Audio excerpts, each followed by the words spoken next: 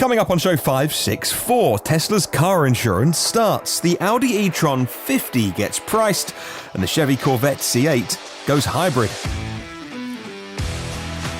Well, good morning, good afternoon, or good evening, wherever you're listening around the world. Welcome to EV News Daily, edition for Wednesday, 28th of August. My name is Martyn Lee, going through every EV story that I can find to save you time.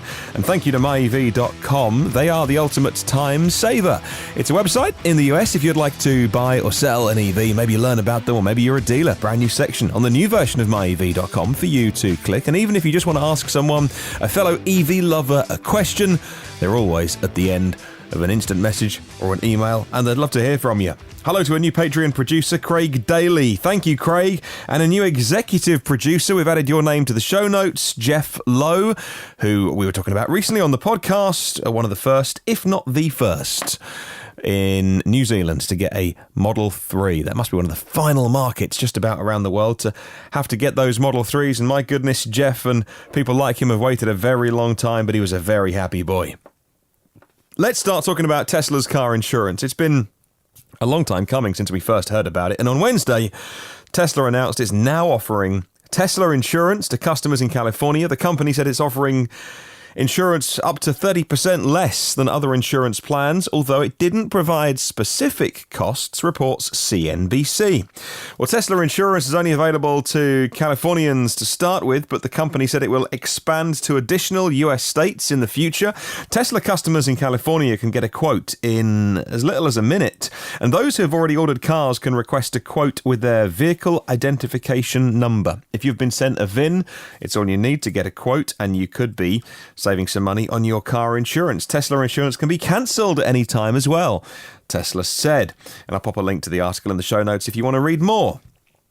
Staying in the US, and the National Highway Traffic Safety Administration taking a step forward today, the future of wing mirrors. Conventional wing mirrors could be replaced by side-mounted cameras. Here in Europe, by the way, and in other countries they are, but in the US, it's one of those things. Regulation said, always got to be good old piece of glass or something, a reflective material. The agency specifically wants to know how the tech of using cameras as wing mirrors will affect driving behavior, lane changes, according to Reuters, and picked up by Chris Bruce from Motor1.com. Well, the side view camera systems available on a few models in Europe and Japan show that regulations can work, but they currently keep the tech off American roads. NHTSA doesn't yet offer a time frame for when they could modify the rules to allow side cameras in the US.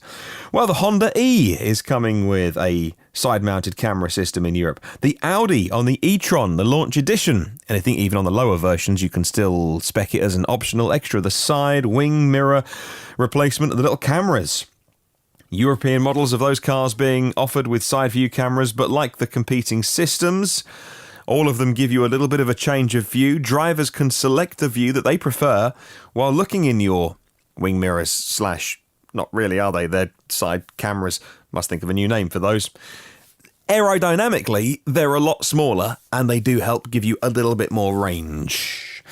Let's talk Audi now, and Audi announced in Norway prices of the new little baby-sized E-Tron 50. It's a slimmed-down version of the E-Tron 55, with a 71 kilowatt-hour battery instead of 95 kilowatts, but we do know with the E-Tron that's not usable.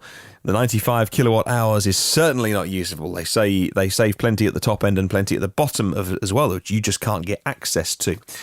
As it turns out, the launch edition it's always hard doing the numbers, 50,000 euros, 55,000 US dollars, 25% cheaper than the E-Tron 55, and that is about the same difference in battery capacity.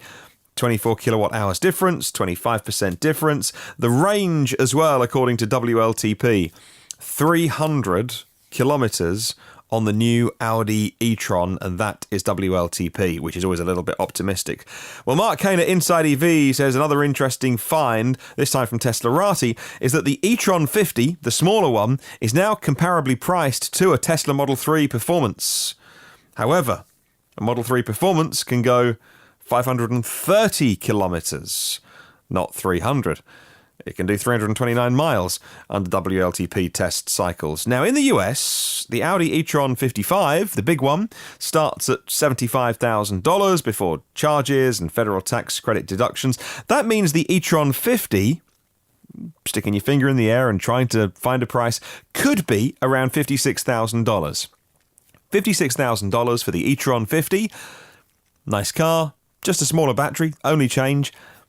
But $56,000 for 150 miles of EPA range? I mean, that's not confirmed, but if you do the sums and you think, well, EPA is more realistic and WLTP is a little bit optimistic, so maybe it could be 160, but it's not going to be that many miles for a 75 kilowatt hour battery if they do what they've done with the bigger battery and protect loads of the top and loads of the bottom so you can't access them. That might change, though, with a smaller battery. I'm not sure.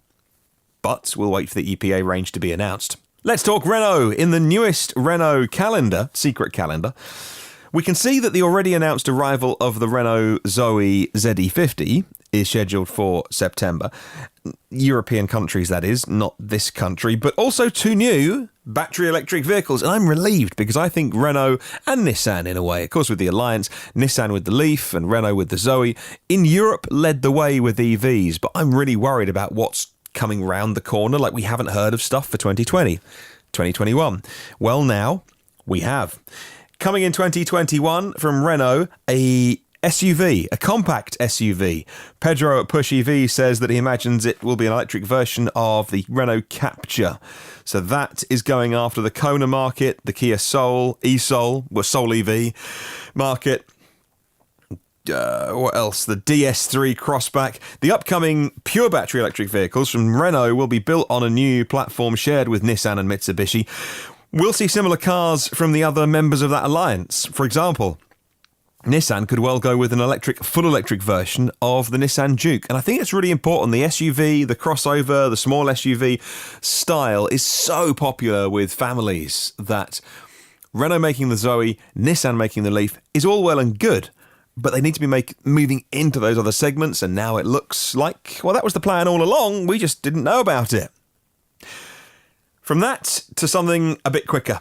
Rumours of a Chevy Corvette C8 hybrid have been swirling for months, long before the mid-engine offering debuted last month. The day after the reveal, some of the Corvette team did sort of stoke the fire a bit, the speculation about a hybrid model. Now, a new video has hit the internet from TfL Now, showing two Chevy Corvette C8 prototypes with orange electrical cords sticking out from the fronts.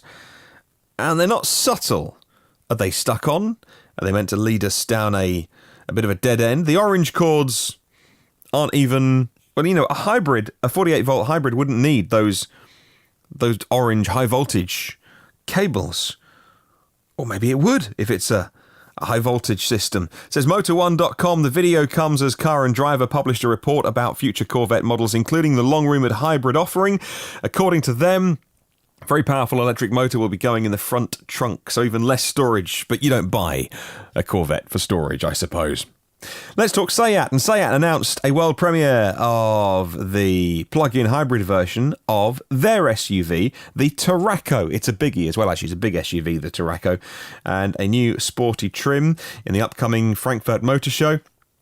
Tarraco plug-in hybrid, just like the Cupra Formentor, is going to be equipped with a battery-sized 13 kilowatt hours. That's going to be about 31 miles or 50 kilometers of all-electric range. The front-wheel drive powertrain with a 1.4-litre gas engine. Add in the electric motor of 85 kilowatts, and you'll end up doing 0 to 60 in 7.4 seconds. Production taking place at the Volkswagen plant in Wolfsburg in Germany. Seat is going to start taking orders for the Tarraco plug-in hybrid next year. And finally, as of its launch in 2016, going back, way back actually, the Hyundai Ioniq was the world's first car planned from the start to offer different drivetrains, powertrains. Hybrid, plug-in hybrid, and fully electric, all one car, to swapping it out. Well, fast forward a few years now, and the Ioniq is looking a bit long in the tooth, so they are upgrading it with more technology, a new look. Drivers of the new Ioniq Electric can get another 36% capacity, real-world range of 311 kilometres, thanks to an upgraded battery pack of 38.3 kilowatt hours. And this is the interesting thing about the witchcraft that is the efficiency of the Ioniq.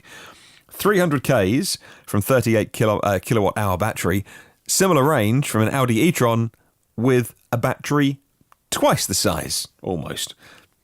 It's witchcraft what they do with the Ioniq. Okay, it's a low, flat car and it's not an SUV, but still, the e-motor gives you 136 PS of power, 7.2 kilowatt onboard charger, upgrading from the old one, for Type 2 AC charging. You can, if it's connected to a 100 kilowatt fast charging station, you can get 80% charge in 54 minutes. This is a thing that the Korean manufacturer started and others have started copying. They're using this phrase, when connected to a 100 kilowatt charger. That does not mean this car will charge at 100 kilowatts. They need, I don't know, they could say when connected to a high-powered charger, but they say that 100 kilowatt charger. And then, if you're not paying attention to the detail, it inevitably leads to a bunch of car websites saying that the Ioniq will charge at 100 kilowatts. It won't, as far as I know. They just say that phrase. They say it for all of their cars, and it kind of annoys me. Okay, let's talk about question of the week. Asking current EV drivers this week, how often do you charge and why do you choose that charging pattern? We finally charged the car today, first time in over a week. We went down the supermarkets because we had to get some supplies. Well, I didn't, my wife did, and plugged in. So he was there for probably an hour, and it was a free charge for us. And so the car's now sitting on 50% in the driveway next to me. So, how often do you charge? What do you run it down to the empty? Do you always keep it topped up overnight? And why do you choose that pattern? You can email me hello@evnewsdaily.com or leave a comment on Facebook and YouTube. Well, thank you very much to 246 patrons of this podcast. Your sheer generosity means I get to make this show and spread the word about EVs to thousands of people around the world. If you want to get a hold of any previous episode, they're all online for free. New ones come first and free and automatically. If you hit subscribe, have a wonderful day. I'll catch you tomorrow. And remember, there is no such thing as a self-charging hybrid.